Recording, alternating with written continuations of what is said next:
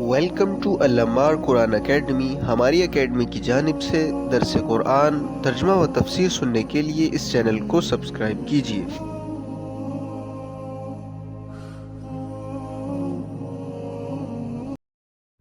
الحمد للہ رب العالمین، اما بعد فاعوذ باللہ من الشیطان الرجیم، بسم اللہ الرحمن الرحیم۔ انما حرم علیکم المیتۃ والدم ولحم الخنزیر وما اہل به لغیر اللہ فمن اضطر غیر باغ ولا عاد فلا اثم علیہ ان اللہ غفور الرحیم۔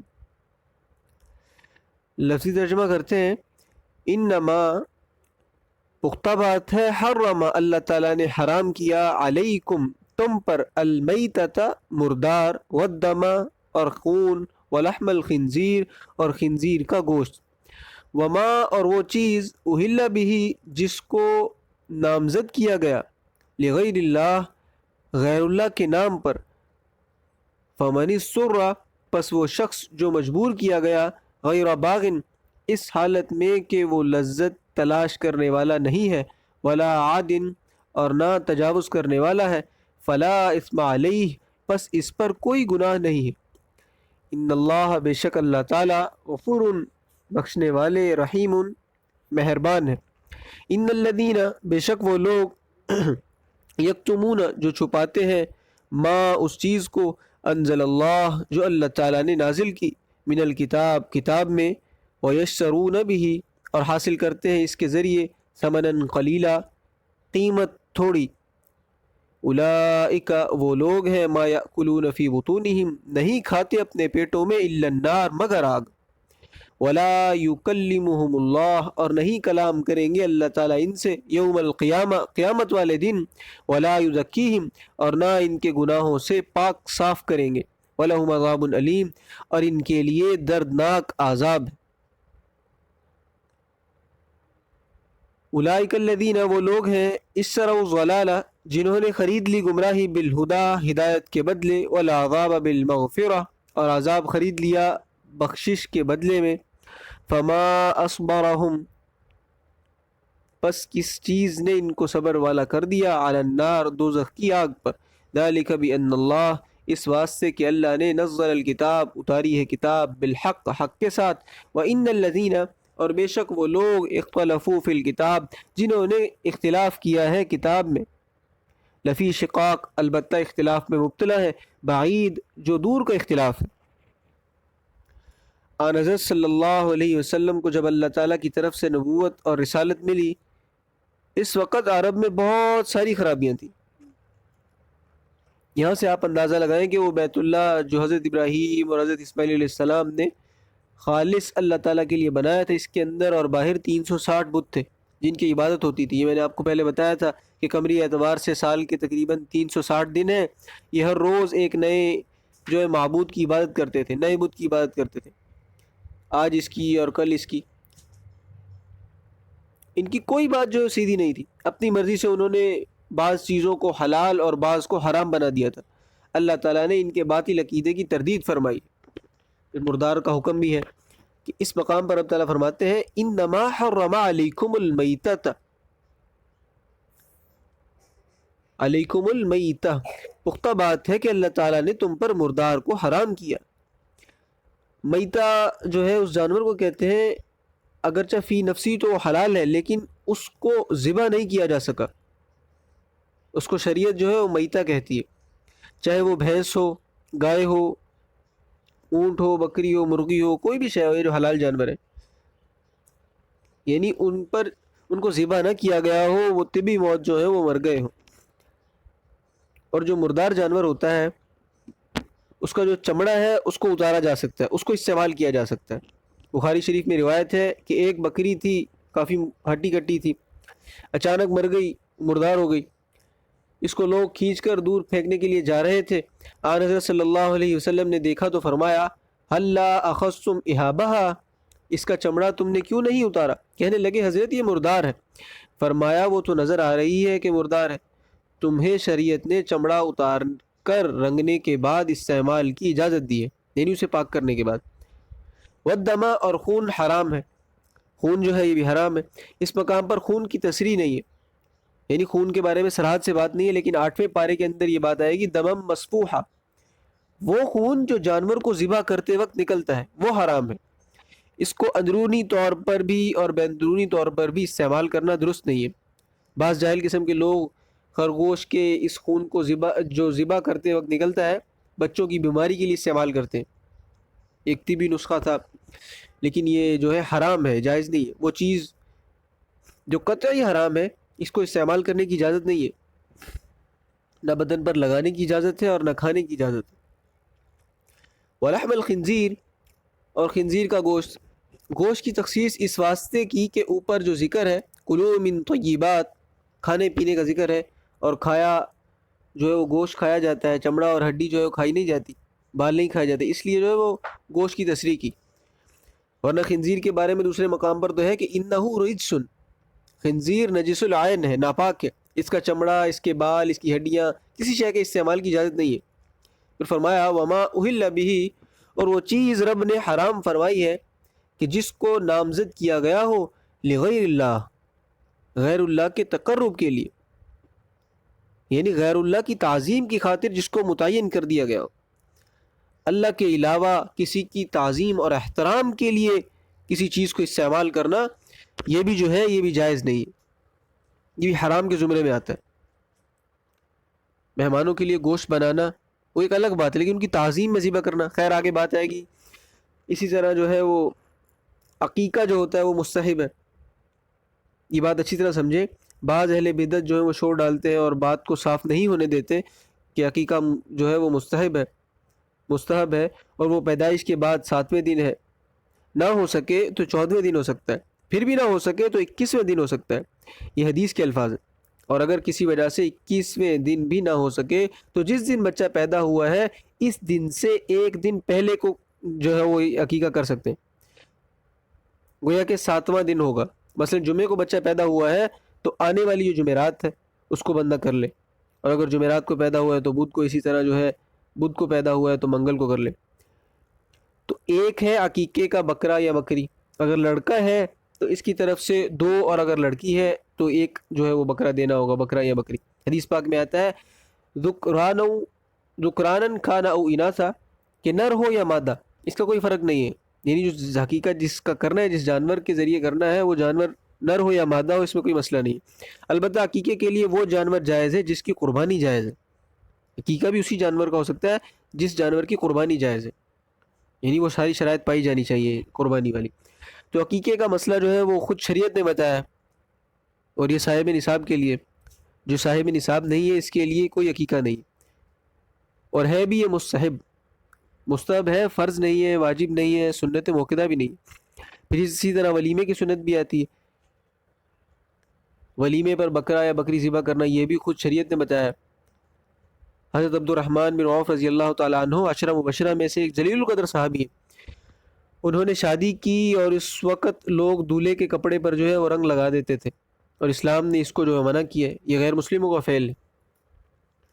خیر انہوں نے شادی کی تو آپ صلی اللہ علیہ وسلم نے حضرت عبد الرحمن بن عوف کے کپڑوں پر رنگ دیکھا تو فرمایا کہ تو نے شادی کی ہے؟ انہوں نے کہا جی ہاں۔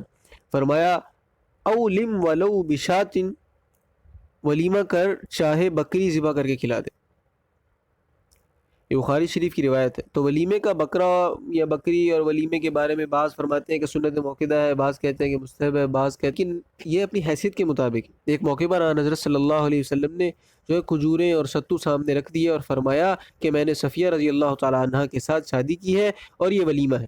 تو ولیمے کے لیے دیگیں چڑھانا جو ہے وہ کوئی ضروری نہیں ہے، چائے پلا دیں یہ بھی ولیمہ ہو گیا، مٹھائی کھلا دیں یہ بھی ولیمہ ہو گیا، زیادہ کر سکتے ہیں تو زیادہ کر لیں، اللہ پاک نے ہمت دی ہے تو کر لیں۔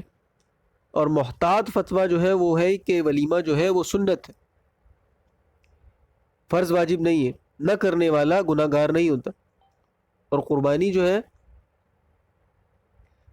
وہ بھی جو ہے شریعت کا مسئلہ ہے، اس میں یہ ہے کہ نامزد ہو کے قربانی کا بکرا ہے اور یہ عقیقے کا بکرا ہے، یہ ولیمے کا بکرا ہے، یعنی جب کوئی اس طرح سے بندہ قربانی کرے، کوئی جانور قربان کرے تو یہ نیت ضروری ہے۔ اگر عقیقے کا بکرا ہو تو عقیقے کی نیت ضروری ہے، ولیمہ ہے تو ولیمے کی نیت ضروری ہے، اور قربانی پر قربانی کی نیت ضروری ہے۔ تو یہ نیت کرنا جو ہے ضروری ہے ان چیزوں کی. خیر، غیر اللہ کے نام پر جو ذبح شدہ جو چیزیں ہیں وہ حرام ہیں. آیت کے اندر بات آئی اس مقام پر جس چیز کا ذکر ہے وہ یہ ہے کہ کوئی کسی بزرگ کے نام پر بکرا یا بچھڑا یا پھر جو دمبا وغیرہ جو ہوتا ہے کوئی بھی شے ہو متعین کر دیتا ہے کہ یہ فلاں بزرگ کے واسطے ہے اور اس کی قبر پر چڑھاوا چڑھائے گا اور وہاں کے مجاہد کھائیں گے، جو مجاور ہیں وہاں کے وہ کھائیں گے، اور ایسا کرنے سے جو ہے میرے کاروبار میں برکت ہوگی، نہ کروں گا تو مجھے نقصان ہوگا، یہ ایسا عقیدہ رکھنا. تو یہ جو ہے اصل نامزد کرنے کا معنی ہے کہ میں نہ کروں گا تو مجھے جو ہے فائدہ ہوگا، نہ کروں گا تو مجھے نقصان ہوگا. اس کو کہتے ہیں نامزد کرنا. اور اس معنی میں جو چیزیں بھی نامزد کی گئی ہیں وہ حرام ہیں، بالکل حرام ہے. شاہ عبد العزیز محدث دہلوی رحمۃ اللہ علیہ اپنی تفسیر عزیز، بڑی مقبول تفسیر ہے اور فتاوی عزیز بھی ہے، اس میں تصریح کرتے ہیں کہ اگر کوئی شخص غیر اللہ کے نام پر بکرا، دمبا، اونٹ وغیرہ کوئی جانور جو ہے وہ نامزد کرتا ہے اور ذبح کرتے وقت کہتا ہے بسم اللہ اللہ اکبر، تو وہ جانور حلال نہیں ہوگا. یعنی اللہ کا نام لے دیا ہے لیکن اس کی نیت کیا ہے کہ میں کسی بزرگ کے لیے کر رہا ہوں، تو پھر بھی ذبح کرتے وقت اللہ کا نام لے لیا تو پھر بھی حرام ہے. تو بسم اللہ اللہ اکبر سے وہ حلال نہیں ہوگا. ایسے ہی حلال نہیں ہوتا جیسے کوئی شخص خنزیر کو ذبح کر لے اور اس وقت پڑھے کہ بسم اللہ اللہ اکبر، تو خنزیر حلال نہیں ہوتا. یہ مسئلہ شاہ عبد العزیز رحمۃ اللہ علیہ اور بہت سارے فقہاء کرام نے بیان فرمایا. تفسیر کبیر بڑی مقبول تفسیر امام فخر الدین رازی رحمۃ اللہ علیہ کی، اور تفسیر نیشا پوری، اس طرح سے اور بہت ساری تفاسیر میں جو یہ بات موجود ہے کہ ایسا کرنے والا جو ہے وہ جانور تو حلال نہیں ہوگا، البتہ بسم اللہ اللہ اکبر پڑھنے والا جو ہے مرتد ہوگا. مرتد ہوگا تو اس کا نکاح ختم، بیوی سے ہاتھ دھو بیٹھے گا کیونکہ نکاح ٹوٹ جائے گا. تو یہ کوئی چھوٹا مسئلہ نہیں، بہت بڑا مسئلہ ہے. تو اس لیے اس کا خیال رکھنا چاہیے. نکاح یہ مرتد اس لیے ہو جائے گا کہ اس نے ایک غلط فعل کو، ایک حرام کام کے ساتھ اللہ کے نام کو منسوب کیا. یہ بہت سخت گناہ ہے. ہاں ایصال ثواب درست ہے. ایصال ثواب کا مسئلہ یہ ہے کہ کوئی آدمی کوئی جانور اللہ تعالیٰ کی رضا کے لیے ذبح کرتا ہے اور اس کا ثواب کسی کو پہنچاتا ہے، نیت کر لیتا ہے، تو اس میں کوئی کلام نہیں ہے، یہ بات بالکل درست ہے. اور اس میں اپنے کام کا جو ہے وہ کوئی دخل بھی نہیں ہوتا. اگر ایسا کریں گے تو یہ کام ہو جائے گا، لیکن اگر ایسا عقیدہ رکھتا ہے کہ میں یہ کام نہیں کروں گا تو مجھے جو ہے نقصان ہو جائے گا. اسی طرح دیکھیں جب کوئی باہر سے بادشاہ آتا ہے یا کوئی بڑا آدمی آتا ہے تو اس کو توپوں کی سلامی دیتے ہیں، جی 21 توپوں کی سلامی ہے بھائی، 21 توپوں کی جو ہے وہ سلامی ہے. پہلے زمانے میں جو ہے وہ اس طرح کرتے تھے کہ اگر کوئی بڑا آتا، کوئی ایسا بادشاہ، شہزادہ یا اور کوئی وڈیرا وغیرہ ایسے لوگ بڑے آتے تو شہر سے باہر جا کر بہت سارے جو جانور ہیں وہ ذبح کرتے تھے اس کے آنے کی خوشی میں. تو آیت نے شروع میں قرآن کی آیت تھی، وہاں بتایا گیا کہ تکریم کے اندر ذبح کر رہی ہے. وہ بات سمجھا رہا ہوں میں کہ اس طرح وہ خوشی کے اندر، ان کی تکریم کے اندر، ان کے احترام کے اندر جو ہے، ان کی خوشی کے اندر جو ہے اس طرح جانور ذبح کرتے تھے. تو فقہاء کرام نے تصریح فرمائی ہے لقدوم الامیری، کہ کوئی بڑا آدمی آئے اور اس کی تعظیم کے لیے بکرے یا دمبے ذبح کیے جائیں اور ان پر تکبیر پڑھی جائے بسم اللہ اللہ اکبر، تو بھی وہ جانور جو ہے حرام ہے اور تکبیر پڑھنے والا مرتد ہوگا اور اس کی بیوی پر طلاق واقع ہوگی، خود بخود اس واسطے سے کہ اس میں آنے والے کی تعظیم مقصود ہے. یہ بات پہلے بتا دی کہ تعظیم کے اندر بھی جانور ذبح کرنا یہ صحیح نہیں. ہاں مہمانی جو ہے یہ ٹھیک ہے، مہمان نوازی کرنا وہ بالکل ٹھیک ہے، اس کے لیے جو چاہے وہ ذبح کریں، مرغا ذبح کریں، بچڑا ذبح کریں.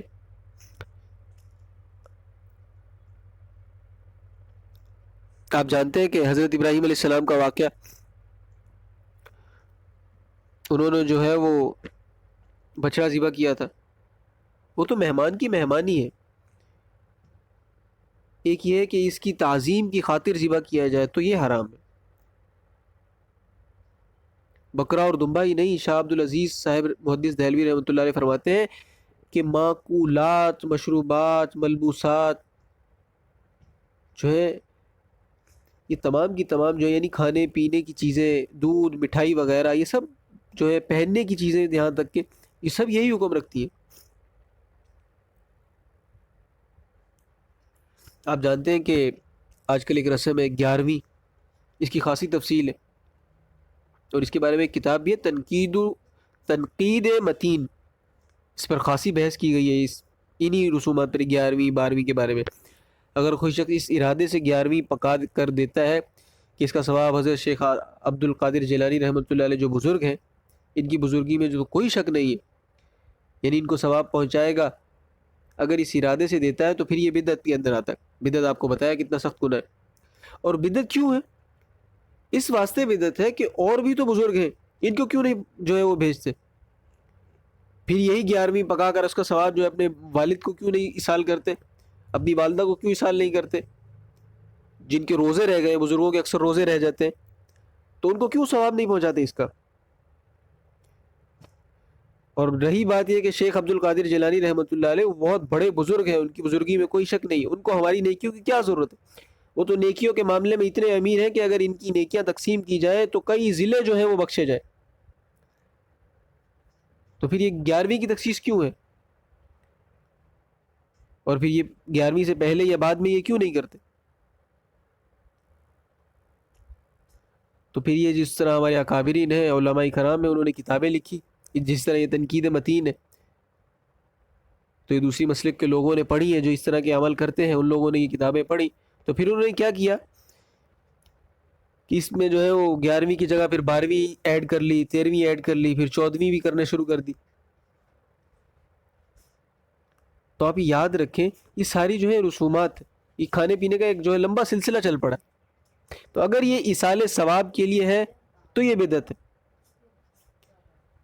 یہ صرف یہاں پر سمجھا رہا ہوں کہ یہ 11ویں 12ویں جو ہے ان کے معاملے میں، ویسے مطلق سارا سال آپ سوال جو ثواب ہے وہ ایصال کر سکتے ہیں، ہر کسی کو کر سکتے ہیں، تمام امت مسلمہ کو کر سکتے ہیں. لیکن یہ تخصیص کرنا، ایک بزرگ کو کرنا اور اس دن کرنا، یہ صرف جو ہے پیٹ بھراؤ اور پیسہ جو ہے وہ اکٹھا کرنے کی جو ہے وہ باتیں ہیں.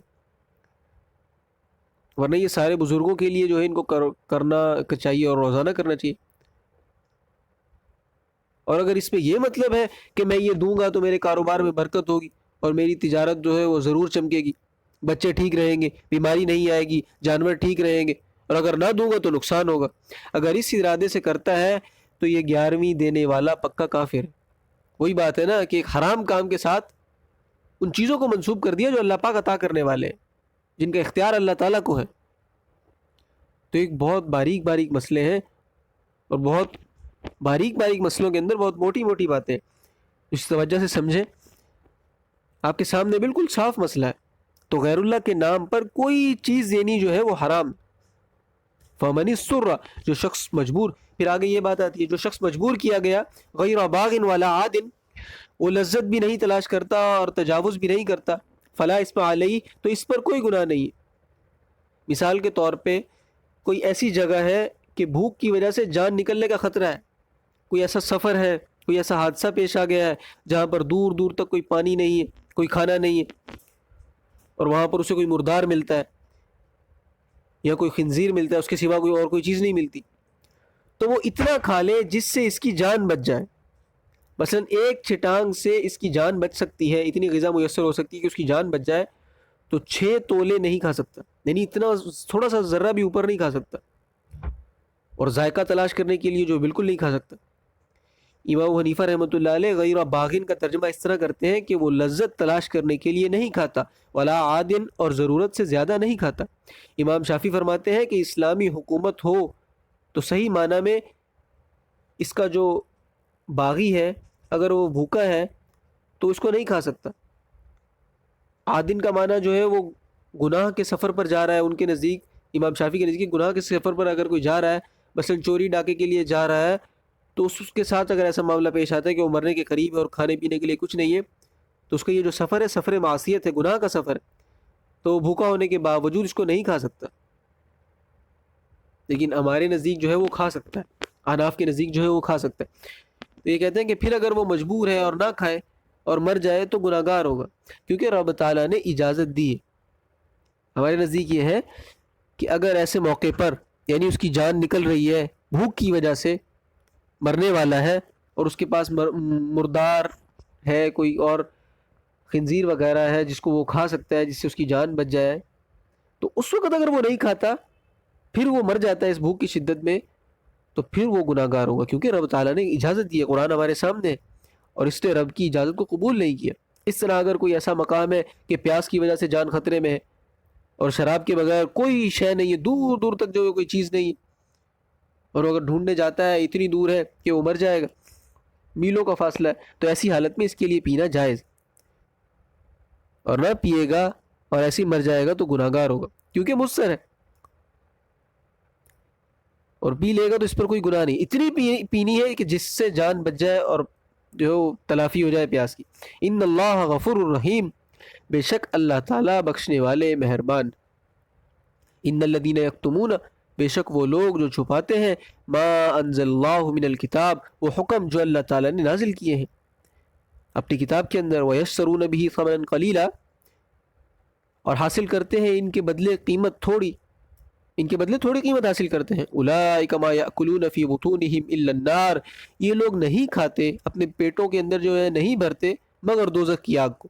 یہ غیر اللہ کے نام کے چڑھاوے کھانا اور مسائل کو چھپانا، مسائل کو چھپانے پر جو ہے کچھ درس پہلے لمبی تفصیل ہوئی تھی، آپ نے سنا ہوگا کتنا سخت گناہ ہے، ان کے لیے سخت عذاب ہے۔ تو اسی طرح غیر اللہ کے نام پر چڑھاوے جو ہے وہ کھانا، اور یہ گناہ جو اچھی باتیں ہیں، قرآن کی باتیں، قرآن کا علم، اس کو چھپانا یہ گناہ کی بات ہے۔ ولا یکلمہم اللہ یوم القیامہ، اور ان کے ساتھ اللہ تعالیٰ پیار اور محبت کی گفتگو نہیں کریں گے قیامت والے دن، جو ہے وہ اللہ پاک ان سے پیار اور محبت کی گفتگو سے پیش نہیں آئیں گے۔ کتنی خطرناک بات ہے، کتنی سخت وعید ہے۔ ساری زندگی اس آس پہ بندہ گزارے کہ جب میں دنیا سے جاؤں گا تو اپنے رب کریم سے میری جو ہے ملاقات ہوگی، لیکن عقائد درست نہ ہو، ایسے اعمال زندگی کے اندر ہو، ایسی جو ہے چھوٹی موٹی آسائشوں کی وجہ سے عقیدہ سارا خراب ہو جائے، اور علم ہماری زندگی میں نہ ہو جس کی وجہ سے ہم غلط کاموں میں مبتلا رہیں، ساری زندگی ایسے گزر جائے، تو پھر ولا یکلمہم اللہ یوم القیامہ، اللہ پاک ان کے ساتھ پیار محبت سے گفتگو نہیں کریں گے۔ ہر بندہ چاہتا ہے کہ میرا رب کریم مجھ سے پیار محبت سے گفتگو کرے، آخرت میں مجھے جو ہے ملاقات ہو اپنے رب کریم سے۔ اللہ پاک ملاقات ہی نہیں کریں گے ایسے لوگوں سے، کتنی بڑی سخت وعید ہے۔ ولا یزکیہم، اور اللہ پاک ان کے گناہوں سے پاک نہیں کریں گے، ان کو جو ہے گناہوں سے پاک نہیں کریں گے۔ وَلَهُمْ عَذَابٌ علیم، اور ان کے لیے دردناک عذاب ہے، اور یہ اس واسطے کہ اولئک الذین اشتروا الضلالۃ بالہدی، یہ وہ لوگ ہیں جنہوں نے گمراہی خریدی ہدایت کے بدلے، والعذاب بالمغفرہ، اور عذاب خریدا بخشش کی جگہ۔ آج کل تو اتنی سہولتیں ہیں، بندہ علم کو جو ہے سیکھ سکتا ہے۔ خیر یہ تو بالکل ان لوگوں کی بات ہے جو باتوں کو سمجھتے ہوئے جو ایسے انجان بنتے ہیں۔ چاہیے تو یہ تھا کہ رب سے بخشش جو ہے وہ لیتے، وہ کام کرتے جن پر رب تعالیٰ جو ہے وہ راضی ہوتے، اور ان پر اللہ پاک بخش دے، مگر انہوں نے وہ کام کیے جو دوزخ میں لے جائے۔ فما اصبرهم علی النار، پس کس چیز نے ان کو صبر والا کر دیا دوزخ پر، یعنی دوزخ والے جو سودے ہیں ان پر یہ کس طرح راضی ہو گئے؟ یہ دوزخ میں اس وجہ سے جائیں گے کہ ذالک بان اللہ نزل الکتاب بالحق، اس واسطے کہ بے شک اللہ تعالیٰ نے کتاب نازل کی ہے حق کے ساتھ، وان الذین اختلفوا فی الکتاب، اور بے شک وہ لوگ جنہوں نے کتاب میں اختلاف کیا، لفی شقاق بعید، دور کے اختلاف میں مبتلا ہیں، اپنے پیٹ کے لیے انہوں نے دور کا جو ہے اختلاف، قرآن سے اختلاف، حدیث سے اختلاف، فقہاء کرام سے جو ہے اختلاف کیا، فقہاء اسلام سے جو اختلاف پیدا کیا۔ اللہ تعالیٰ بچائے، اللہ پاک ان چیزوں سے محفوظ رکھے، حلال کے ساتھ جو ہے ہر وقت ہمیں لگائے رکھیں، حرام کا جو ہے وہ لقمے سے جو ہے سینکڑوں میل کے فاصلے پہ رکھیں، ہمیں کبھی نصیب نہ ہو۔